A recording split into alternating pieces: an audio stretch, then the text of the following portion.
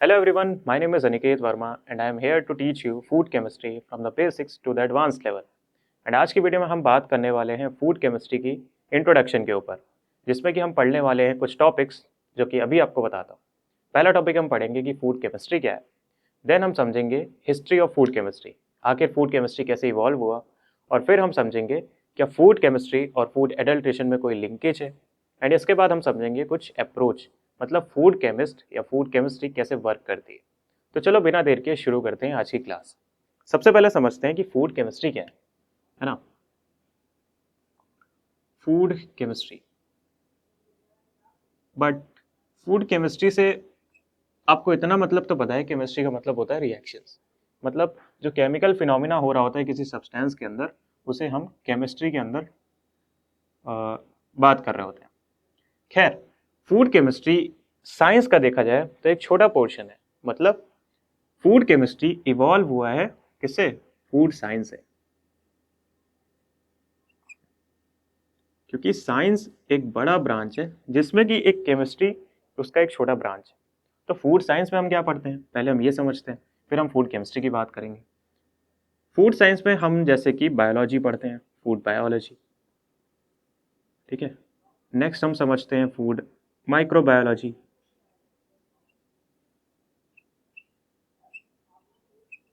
और हम क्या समझते हैं इसमें? Food engineering. आपने इन सब के ऊपर बुक्स जरूर देखी होंगी। और हम इस कोर्स में कवर करने वाले हैं फूड केमिस्ट्री को, ठीक है। सो फूड साइंस एक बहुत ही बड़ा डोमेन है जिसे मैं बोल सकता हूँ इंटरडिसिप्लिनरी सब्जेक्ट है, जिसमें कि बायोलॉजी, माइक्रोबायोलॉजी, इंजीनियरिंग और फूड केमिस्ट्री, ये चार पोर्शन आते हैं। और एक बात मैं बताना चाहूँगा कि फूड साइंस का मेजर पोर्शन है फूड केमिस्ट्री, ठीक है। फूड साइंस का मेजर पोर्शन है फूड केमिस्ट्री। तो फूड केमिस्ट्री बहुत इंपॉर्टेंट है समझना, क्योंकि ये एक मेजर पोर्शन है फूड साइंस का। और ये भी बात है कि फूड केमिस्ट्री हमारे आज के टाइम पे बहुत ज़्यादा यूज़ हो रही है, चाहे वो एडल्ट्रेशन में हो और चाहे वो इंडस्ट्रियलाइजेशन में, ठीक है। सो अब हम समझते हैं फूड केमिस्ट्री एक्चुअल में है क्या। उससे पहले एक छोटी सी बात मैं आपको बताता हूँ। आपने बायोलॉजिकल साइंटिस्ट सुना होगा और फूड केमिस्ट भी सुना होगा। अब मैं इन दोनों में डिफरेंस बताता हूँ। बायोलॉजिकल साइंटिस्ट हमारा क्या काम करता है? जो भी चीज़ें लिविंग होती हैं, जो लाइव माइक्रो ऑर्गेनिज्म होते हैं, उनकी ग्रोथ, उनकी रिप्रोडक्शन, इनफैक्ट उनमें जो लाइव, जैसे हमारी लाइफ में क्या होता है, हमारी बॉडी में चेंजेस आते हैं, वैसे ही उनकी बॉडी में भी चेंजेस आते होंगे, तो उनको स्टडी करता है हमारा बायोलॉजिकल साइंटिस्ट। और वहीं फूड केमिस्ट किसे स्टडी करता है? फूड केमिस्ट स्टडी करता है डेड और जो डाई कर रहे हैं चीज़ें, उनके ऊपर स्टडी करता है। जैसे कि फ्रूट्स और वेजिटेबल, उनकी पोस्ट हार्वेस्टिंग के बाद हम उन पर स्टडीज तो करते हैं कि कैसे हम इन्हें लंबे समय तक प्रिजर्व कर सकें। मीट मसल की पोस्टमार्टम जो हम करते हैं, चेंजेस, पोस्टमार्टम चेंजेस हम देखते हैं फूड केमिस्ट्री के अंदर। तो देखा जाए तो ये डाइंग स्टेज और डेड स्टेज के बाद की बात है। और वही बायोलॉजिकल साइंटिस्ट कब बात करता है? जब वो चीज़ें लिविंग होती हैं, है ना, जब वो लाइव एग्जिस्ट कर रही होती हैं। खैर, सो फूड केमिस्ट्री से आया कौन? Food chemist. और ये फूड केमिस्ट क्या करता है ये समझते हैं। फूड केमिस्ट किसी भी प्रोडक्ट की, फूड प्रोडक्ट की, वो चेक करता है कॉम्पोजिशन। कॉम्पोजिशन क्या होती है आपको पता होगा कि उसके अंदर, फूड के अंदर क्या क्या है, ठीक है। जैसे कि fibre, carbohydrate, proteins, fats. Next वो चेक करता है उनकी प्रॉपर्टीज। ऑब्वियस है, अगर किसी चीज़ में, किसी फूड प्रोडक्ट में कोई कंपोनेंट ज़्यादा है ना, किसी चीज़ का कॉम्पोजिशन ज़्यादा है, तो उसकी प्रॉपर्टीज अलग होती हैं, है ना। बेक्ड गुड्स आपके सॉफ्ट होते हैं थोड़े से, है ना, फ्रूट्स आपके सॉफ्ट होते हैं, लेकिन इन दोनों की केमिकल एक्टिविटी अलग अलग होती है, इनके केमिकल कॉम्पोजिशन अलग अलग होते हैं, ठीक है। नेक्स्ट वो स्टडी करता है केमिकल चेंजेस, या फिर फिजिकल चेंजेस भी आप लिख सकते हो, ठीक है। केमिकल चेंजेस, इधर स्लैश लगा के मैं फिजिकल भी लिख देता हूँ। ये क्या बात हुई? सो केमिकल चेंजेस और फिजिकल चेंजेस, जैसे हमारी बॉडी है ये ग्रो होती है टाइम के साथ और ओल्ड भी हो जाती है टाइम के साथ, वैसे ही केमिकल चेंजेस और फिजिकल चेंजेस किसी फूड प्रोडक्ट के रिलेशन में ये होता है कि फूड प्रोडक्ट जो हमने लेट से तोड़ लिया उसे पेड़ से, तो क्या वो ग्रोथ हो रही है, उसमें फिजिकल चेंजेस आ गए। जैसे आपका एग्जांपल हो गया गुआवा। गुआवा आपका ग्रो होता है after just detaching it from the plant. Chemical changes क्या हो सकते हैं? ऑब्वियस है, आपने लेट से कुछ भी बनाया घर पे, है ना, आपने बनाना के स्लाइसेस ले ली, सो उसके बाद जब उसने को कट कर लिया आपने और उसको कुछ देर तक ऐसे ही ओपन में रख देते हो आप, तो उसमें कुछ रिएक्शंस होती है, मतलब वो खाने लायक नहीं रह जाता है। सो उसके पीछे कुछ केमिकल चेंजेस ही तो रिस्पॉन्सिबल है। हैंडलिंग के टाइम, स्टोरेज के टाइम, प्रोसेसिंग के टाइम बहुत सारी रिएक्शंस होती हैं जो कि हमें समझनी है आने वाले चैप्टर्स में। ठीक है, तो अभी हमारा फर्स्ट पोर्शन खत्म हुआ है, क्या था? फूड केमिस्ट्री, और उसके अंदर भी फूड केमिस्ट को समझा हमने। अब हम समझते हैं पार्ट 2 को, which is the history of food chemistry. तो अब हम बात करते हैं हिस्ट्री ऑफ फूड केमिस्ट्री की। खैर, फूड केमिस्ट्री का एग्जैक्ट ओरिजिन तो अभी तक हमें नहीं पता चला है कि कब से शुरू हो गई, बट हाँ, 20th सेंचुरी के बाद इसका फाउंडेशन बन गया था फूड केमिस्ट्री का। उससे पहले क्या था, फूड केमिस्ट्री हमारा एग्रीकल्चरल केमिस्ट्री के साथ लिंक करता था, मतलब उसी के साथ ही मिक्स था। बट 1700s और 1800s की कुछ डिस्कवरीज हैं जिन्होंने फूड केमिस्ट्री की फाउंडेशन रखी।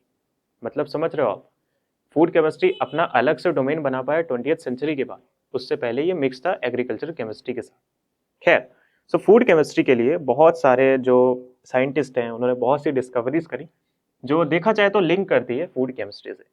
तो कुछ डिस्कवरीज हम बात करते हैं जो कि 1700s और 1800s के बीच में हुई थी, जिसमें कि पहले साइंटिस्ट जो हमारे हैं, कार्ल विल्हेम स्कील, इन्होंने पहली बात तो ऑक्सीजन को डिस्कवर किया था। एंड इनफैक्ट मिल्क में जो शुगर होता है लैक्टोस, उसको एक्सट्रैक्ट, उसको आइसोलेट करने का तरीका इन्होंने ही बताया था। और तो और इन्होंने 20 कॉमन फ्रूट्स जिनमें कि एसिड्स होते हैं, है ना, जैसे कि सिट्रिक एसिड, मैलिक एसिड, इन सबको आइसोलेट करने का तरीका बताया था। काफ़ी अच्छे साइंटिस्ट थे। नेक्स्ट इसी लिस्ट में है साइंटिस्ट एंटोनी लॉरेंट लेवॉइसर। इन्होंने क्या किया था, इन्होंने फर्मेंटेशन की जो रिएक्शंस होती है ना, उनको बना के दिखाया था, जो एक्चुअल रिएक्शंस हम आज के टाइम पे पढ़ते हैं। और तो और इन्होंने अल्कोहल का एलिमेंटल कॉम्पोजिशन फाइंड किया था। ठीक है, नेक्स्ट इसी लिस्ट में है Joseph Louis Gay Lussac and Louis Jacques Thenard. इन्होंने 1811 में किसी ड्राई वेजिटेबल के अंदर percentage of nitrogen, carbon and oxygen निकालना बताया था। खैर, ऐसे तो मैं बहुत सारे साइंटिस्ट के बारे में बात कर सकता हूँ एंड आपका टाइम वेस्ट भी कर सकता हूँ। खैर, अब हम बात करते हैं थोड़ा सा, क्या फूड केमिस्ट्री और फूड एडल्ट्रेशन में कुछ रिलेशन है, इसके ऊपर बात करते हैं। So food adulteration food chemistry के साथ ही इवॉल्व हुआ है, ये तो आपको मानना पड़ेगा। जैसे जैसे साइंटिस्ट ने डिस्कवरीज करी, रिसर्च करी, वैसे वैसे चीपर ऑल्टरनेटिव्स भी लोगों ने मार्केट में लाने शुरू कर दिए, जिससे उनके प्रॉफिट्स बढ़ने लगे। खैर, छोटी सी हिस्ट्री बताता हूँ। 1820 के अराउंड जो फूड एडल्ट्रेशन था वो बस ये समझ लो नहीं था, ना के बराबर था, क्योंकि स्मॉल स्मॉल बिजनेसेस थे मोस्ट डेवलप कंट्री में, तो इतना ज़्यादा अडल्ट्रेशन नहीं था। बट अगर 1820 से डायरेक्ट 1950 की तरफ चले तो वहाँ पर तो यहाँ तक कि ये सब होने लगा था कि लीगल एडिटिव्स जो कि किसी फूड प्रोडक्ट में कंटेन होने चाहिए, उनके ऊपर रेगुलेशन बन गए। और तो और बहुत ज़्यादा हाईली प्रोसेस्ड फूड्स का यूज़ होने लगा था। इनफैक्ट जो हमारे इंडस्ट्री के बाई प्रोडक्ट्स होते हैं जैसे लेड, मरकरी, ये सब भी हमारे फूड प्रोडक्ट्स में मिलने लगे थे। मतलब जो फूड प्रोडक्ट्स मार्केट में मिल रहे हैं उनके अंदर इनके ट्रेसेस मिलने लगे थे। इसकी वजह से बहुत सारे जो बोल सकते हैं ना कैंपेन और बहुत सारा जो एफर्ट है वो उस तरफ भी लगाया जाने लगा, ताकि अडल्ट्रेशन को कम किया जाए। ठीक है, ओवरकम किया जाए अडल्ट्रेशन को। और अगर हम बात करें तो 1860 में एक publicly supported agriculture experimental station बना। कहाँ पर बना? ये वीडी जर्मनी में बना। और यहाँ पर दो साइंटिस्ट थे, डब्ल्यू हैनबर्ग और एफ स्टॉमेन। इन्होंने पहली बार इन्होंने एक्सप्लोर किया था, एक तरह से कह सकते हैं इन्होंने एक एक्सपेरिमेंट बनाया, मॉडल बनाया, जिससे कि हम मेजर कॉन्स्टिट्यूएंट फूड्स के निकाल सकते हैं, जैसे कि moisture content, fat content, fibre content and ash content, protein content भी है। सो इसी हम जो मेथड है इसे हम क्या कहते थे? Windy system of proximate analysis. आज के टाइम पे हम इसे प्रॉक्सिमेट एनालिसिस बोलते हैं। खैर, ये इन दोनों साइंटिस्ट ने डिस्कवर किया था। नाउ, अब इन चीज़ों का जो एडवांटेज है वो तो ऑब्वियस होना ही चाहिए, इसीलिए आज के टाइम पे अगर आपके फूड प्रोडक्ट में न्यूट्रिशन लेबल, कॉम्पोजिशन लेबल, ये सब कुछ आ रहा है, ये इवॉल्व होने की वजह से हुआ है। नेक्स्ट हम बात करें अगर 1862 में, तो वहाँ पर यूएस डिपार्टमेंट ऑफ एग्रीकल्चर बना। ऐसे करके बहुत सारी जो एक्सपेरिमेंटल स्टेशन है वो डेवलप किए गए यूएस के अंदर। During the first half of 20th century इन्होंने साइंटिस्ट ने बहुत सारी डिस्कवरीज कर ली थी, एसेंशियल अमाइनो एसिड्स की, मेजर कॉन्स्टिट्यूएंट्स फूड के, इन सबको डिस्कवर कर लिया था, जैसे कि वाइटामिन्स, मिनरल्स, फैटी एसिड्स और एसेंशियल अमीनो एसिड्स, इन सबको डिस्कवर कर लिया था। खैर ये थी हिस्ट्री, इसी में टॉपिक था फूड केमिस्ट्री और फूड एडल्ट्रेशन में क्या लिंकेज है। अब हम चलते हैं अप्रोच जिसके ऊपर फूड केमिस्ट काम करता है। सो अब हम पार्ट 3 पे आ चुके हैं वीडियो के, जहाँ पर हम समझने वाले हैं फूड केमिस्ट की अप्रोच। बट कोई भी साइंटिस्ट हो या केमिस्ट हो, उसकी अप्रोच तो सिंपल ही होगी कि कोई भी चीज़ क्यों हो रही है, अगर वो चीज़ हो रही है तो उसका इफेक्ट क्या पड़ने वाला है, एंड इनफैक्ट जो भी चेंजेस हो रहे हैं उसकी वो स्टडी करता है किसी भी सब्सटेंस के ऊपर। खैर फूड केमिस्ट जो बात करता है वो बात करता है कुछ 4 हिस्सों में, मतलब 4 कंपोनेंट्स में। उसकी जो एनालिटिकल अप्रोच है, अप्रोच जो है वो डिवाइडेड है। जैसे किसी भी फूड सब्सटेंस को अगर वो देखेगा तो वो पहले सोचेगा कि इसमें क्या चीज़ें, क्या रिएक्शन हो रही हैं जो कि एक हमारे फूड को सेफ और टेस्टी बनाने का काम कर रही हैं।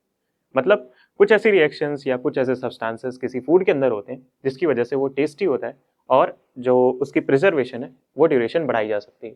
सो पहले उसने इस पॉइंट को टिक किया, देन वो चेक करता है कौन सी ऐसी रिएक्शंस हैं और ऐसी केमिकल रिएक्शन, ऐसी बायोकेमिकल रिएक्शन जिनकी वजह से हमारा फूड जो है उसकी प्रॉपर्टीज इन्फ्लुएंस हो रही, चाहे वो अच्छे की तरफ हो चाहे वो बैड की तरफ हो। अगर उसमें ऑफ स्मेल हो रहा है तो वो क्यों हो रहा है, और अगर उस पर टेस्ट अच्छा आ रहा है तो वो क्यों आ रहा है। ठीक है, उसका टेस्ट इन्फ्लुएंस बाद में क्यों पड़ रहा है, फूड बनने से पहले क्यों नहीं पड़ रहा है। ऐसी ऐसी सब reactions food chemist second phase में देखता है। सो जब उसके पास गुड एंड बैड दोनों का आइडिया आ गया तो अब वो अंडरस्टैंड ही तो करेगा कि भाई कौन से फैक्टर्स को हमें अप करना है, कौन से फैक्टर्स को डाउन करना है, कैसे हमें कंट्रोल करना है फूड की प्रोसेसिंग को ड्यूरिंग स्टोरेज। ये सब चीजें वो थर्ड फेज में देख लेगा। नेक्स्ट फोर्थ फेज में एक्चुअल अप्लाई करेगा ये जितनी भी उसने चीजें डिस्कवर करी हैं, जो भी रिएक्शंस उसने समझी हैं, जो भी फैक्टर्स उसने डिस्कस करे हैं टीम के साथ। तो इन फैक्टर्स को डिस्कस करने के बाद जब वो एक्चुअल प्लांट में उसका एप्लीकेशन होगा तब वहां पर पता चलेगा कि हम प्रोडक्ट को कितना ज़्यादा प्रिजर्व कर पाए या उसकी क्वालिटी को एनहेंस कर पाए because of our 3 points research. ठीक है, आई होप आपको ये अप्रोच समझ आई होगी फूड केमिस्ट की, किस तरह वो काम करता है। ठीक है, सो फूड केमिस्ट जो काम करता है वो काम करता है, उसका जो मेन मोटिव होता है, ऑब्वियस है हर केमिस्ट का मोटिव होगा कि फूड हमारा सेफ रहे, है ना। कोई भी सब्सटेंस, कोई भी चीज़ हमारे लंबे समय तक बनी रहे और सेफ हो। सो सेफ्टी जो फर्स्ट बोल सकता हूं कि प्री रेक्विजिट है, safety is the pre requisite.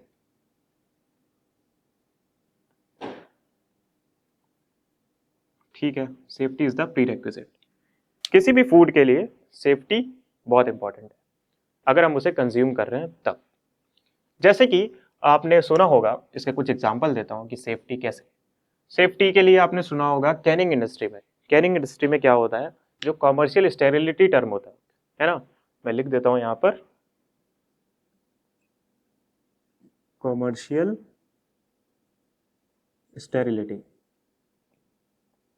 सो ये कैनिंग इंडस्ट्री में बहुत ही यूज टर्म है, जिसका मतलब होता है कि एक स्पोर होता है क्लोस्ट्रीडियम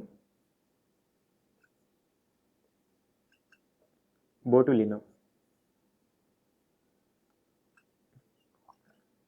ये हमारा किल हो जाना चाहिए इन द स्टेरिलिटी ऑपरेशन। मतलब जब हम स्टेरिलाइजेशन कर रहे होते हैं कैंड फूड्स का, तो उसमें जो जो मेजर हमारा फैक्टर है जिससे कि हमारा फूड हम कह सकते हैं कि सेफ है, उसमें क्लॉस्ट्रीडियम बोटुलिनम नहीं होना चाहिए।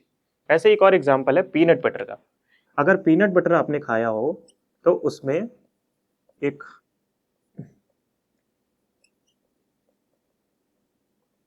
स्पोर होता है, तो उसमें होता है एफ्लाटॉक्सिन।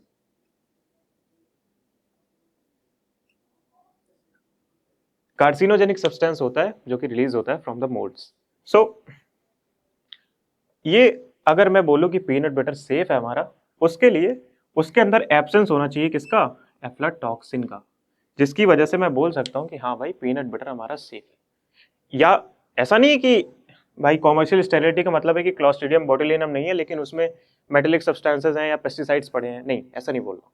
ये एक जनरल टर्म हो गया, मतलब हर फूड केमिस्ट ये मान के चल रहा है कि उसमें अदर सब्सटेंसेस नहीं पड़े, बट ये चीज उसमें नहीं होनी चाहिए, तब वो सेफ कंसिडर किया जाएगा। ओके, आई होप आपको ये पॉइंट समझ आया होगा कि फूड केमिस्ट एक्चुअल में काम कैसे कर रहा होता है उसके 4 कंपोनेंट्स में उसकी अप्रोच डिवाइड होती है, एनालिटिकल अप्रोच होती है इसकी। नेक्स्ट हमने कुछ बात करी सेफ्टी, जो कि उसकी प्री रिक्विजिट है हर फूड की, और हमने कुछ एग्जाम्पल लिए कॉमर्शियल स्टेरिलिटी और पीनट बटर का। ठीक है, नेक्स्ट अगर हम बात करें कुछ जैसे होता है ना, फूड केमिस्ट क्या क्या अपनी लाइफ में देखने वाला है। खैर, फूड केमिस्ट के सामने बहुत सारी रिएक्शंस आती हैं जिसके ऊपर वो डिस्कस करता है अपने लाइफ में, लेकिन अभी हम कुछ ऐसी रिएक्शंस को देखने वाले हैं, मतलब उनका ब्रॉडर व्यू लेने वाले हैं कि कौन सी रिएक्शन कहाँ पर होती है। ठीक है, हम कुछ भी उसमें टेक्निकल टर्म्स के ऊपर बात नहीं करने वाले हैं, we are just going to talk about the terms which are going to be told further, मतलब मैं आगे आने वाली क्लास में आपको बताने वाला हूँ। ठीक है, तो बिना देर किए अब हम टर्म्स को डिस्कस करते हैं जो हम आगे पढ़ने वाले हैं। सो अब हम समझने वाले हैं कुछ रिएक्शन जो आपको अभी स्क्रीन पर दिख रही होंगी। सो अभी हम सबसे पहले देखते हैं classification of alterations that can occur during handling, processing and storage. मतलब हैंडलिंग, प्रोसेसिंग और स्टोरेज के दौरान क्या क्या रिएक्शंस हो सकती हैं, क्या क्या एट्रीब्यूट्स में चेंज आ सकते हैं, वो हम देखने वाले हैं। टेक्सचर के अंदर सॉलिबिलिटी कम हो सकती है, वाटर होल्डिंग कैपेसिटी, टफनिंग, इन सब के ऊपर हम बात करने वाले हैं। ये बस टर्म्स में आपको एक बार जैसे होता है ना ग्लिम्स दे रहा हूँ कि हम इन सब पे बात करने वाले हैं। फ्लेवर, रेंसिडिटी होती है, कैरमल फ्लेवर आ जाता है, ऑफ फ्लेवर, डिजायरेबल फ्लेवर, देखा डिजायरेबल फ्लेवर भी आता है। Colour, darkening, bleaching, in fact development of desirable colour, जो आपके बिस्किट्स होते हैं उनमें जो ब्राउन कलर होता है वो डिजायरेबल कलर होता है। न्यूट्रिटिव वैल्यू, जैसे ऑब्वियस है कोई भी फूड को हम गर्म करते हैं, हीट करते हैं, तो उसमें न्यूट्रिएंट्स, एसेंशियल न्यूट्रिएंट्स सब कुछ हद तक उनकी बायोअवेलेबिलिटी कम हो जाती है, डिग्रेडेशन हो जाता है। ठीक है, सेफ्टी, जो भाई टॉक्सिक सब्सटेंसेज हैं उनका जनरेशन ना हो। अब हम आते हैं some chemical and biochemical reactions that can lead to alteration of food safety. जैसे नॉन एंजाइमिक ब्राउनिंग पढ़ेंगे आप, enzymatic browning, oxidation, hydrolysis, metal interaction, lipid isomerisation, lipid cyclisation, बहुत सारी रिएक्शंस हैं। बस मैं आपको ऊपर से बता रहा हूँ, आप इनके एग्जांपल्स पढ़ सकते हो जो शायद आपने देखे हो। जैसे कि प्रोटीन का डीनेचुरेशन, एग वाइट कोagulation हो जाता है। ठीक है, in fact lipid isomerisation, cis trans isomerisation सुना होगा आपने, सुना होगा ट्रांस फैट्स नहीं खाने चाहिए, तो यहाँ पर उसका रीज़न होता है लिपिड आइसोमराइजेशन का। ठीक है, एंजाइमिक ब्राउनिंग, जो कि आपके कर्व्ड फ्रूट्स होते हैं वो रखे रखे ब्राउन होने लगते हैं, ये एंजाइमिक ब्राउनिंग होता है। अच्छा, effect of cause and effect relationship, मतलब ऐसा होता है कि लेट से कोई चीज़ खराब हुई तो उसकी वजह से दूसरे इवेंट में क्या होगा, दूसरी चीज़ क्या खराब होगी, और एट लास्ट हमें उसका क्या इफेक्ट देखने को मिलेगा। जैसे अगर लिपिड का हाइड्रोलिसिस हो गया तो फ्री फैटी एसिड उसके बाद रिएक्ट करेंगे प्रोटीन के साथ, जो कि टेक्सचर, फ्लेवर और न्यूट्रिटिव वैल्यू को ऑल्टर करेगा। ऐसे ही बहुत सारे एग्जाम्पल हैं, जैसे कि ब्रूसिंग ऑफ फ्रूट, तो सेल्स ब्रेक हो जाएंगी जिससे कि टेक्सचर और उसका फ्लेवर में भी डिफरेंस आएगा। ठीक है, एक और example, heating of muscle tissue, proteins denature हो जाते हैं, टेक्सचर, फ्लेवर और कलर में चेंज आ जाता है। नेक्स्ट अगर हम बात करें किसकी, प्रोटीन्स की, देखो प्रोटीन्स में बहुत सारी रिएक्शन, आपको देखो बहुत बड़ा चार्ट है जो कि आपको समझने में मुश्किल होगी, बट धीरे धीरे करके जब हम चैप्टर्स के ऊपर बात करने वाले हैं तब हमें ये चीज़ें बहुत आसान लगने वाली हैं। तो अभी देखो आपके सामने प्रोटीन्स है, उसमें पीएच कंट्रोल में कुछ रिएक्शंस हैं, denaturation, hydrolysis, inactivation of enzyme, है ना, डीएमाइडेशन, हाइड्रोलिसिस, क्रॉस लिंकिंग, रेस्माइजेशन, और नीचे चले तो लिपिड्स के अंदर कुछ रिएक्शन हो जाती हैं, हाइड्रोसाइक्लिक अमीन्स बनते हैं। ठीक है, क्रॉस लिंक प्रोटीन्स, ये सब बहुत सारे टर्म्स हैं जो आपको अभी नहीं समझ आएंगे। Maillard and Strecker degradation products with reduce protein nutritive value. So ये आपको कंफ्यूजिंग लग सकता है, बट अभी आपको कुछ समझ नहीं आ रहा है, बट ये टर्म्स मैं आपको बता रहा हूँ ताकि आप आने वाले समय में जब इन टर्म्स को हम वहाँ पर बात करेंगे तो आप कहोगे हाँ ये एक बार हमने कहीं सुना है। ठीक है, जैसे कार्बोहाइड्रेट्स के अंदर हम बहुत सारी चीज़ें बात करने वाले हैं, hemicellulose, native starch, pectic substance, cellulose, gels, soft and tissue, firmer tissue, gelatinize starch, इसके ऊपर तो पूरा प्रोसेस ही है जेलेटनाइजेशन, फ्रक्टोज, ग्लूकोज, ग्लूकोनोलैक्टोन, बहुत इंपॉर्टेंट कंपोनेंट है ये, इनके ऊपर हम बात करने वाले हैं, कलर्स, फ्लेवर्स। ठीक है, ये कार्बोहाइड्रेट्स हो गया। नेक्स्ट अगर हम बात करें लिपिड्स की, सो लिपिड्स हमारे फैट्स में बहुत ही कॉमन है, जिसमें कि बहुत सारी रिएक्शन है फैटी एसिड्स की, non covalent lipid protein complexes form होंगे, हाइड्रोजनेटेड लिपिड, इंटरस्टिफाइड लिपिड, ये आपने सुने होंगे, हाइड्रोजनेटेड फैट्स, इंटरस्टिफाइड फैट्स, ये वही है एक्चुअल में कैसे बनते हैं, इन सब के ऊपर हम बात करने वाले हैं। Decoloured pigments, inactive vitamin, इन सब के ऊपर बात करेंगे। बाकी reduce protein nutritive value, potentially toxic substances, इन सब के ऊपर भी हम बात करेंगे। अच्छा, important factors governing the stability of foods during handling, processing and storage.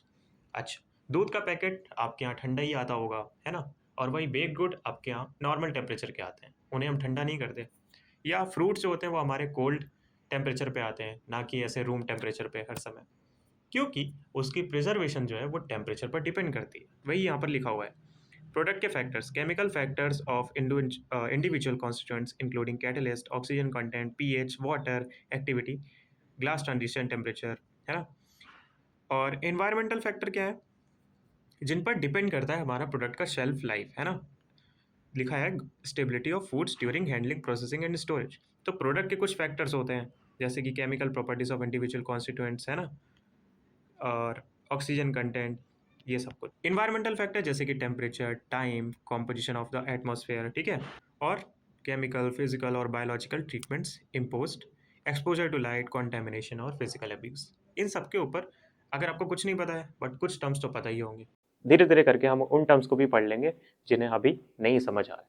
खैर, ये हो गया हमारा फूड केमिस्ट्री का एक बहुत बड़ा इंट्रोडक्शन पार्ट खत्म।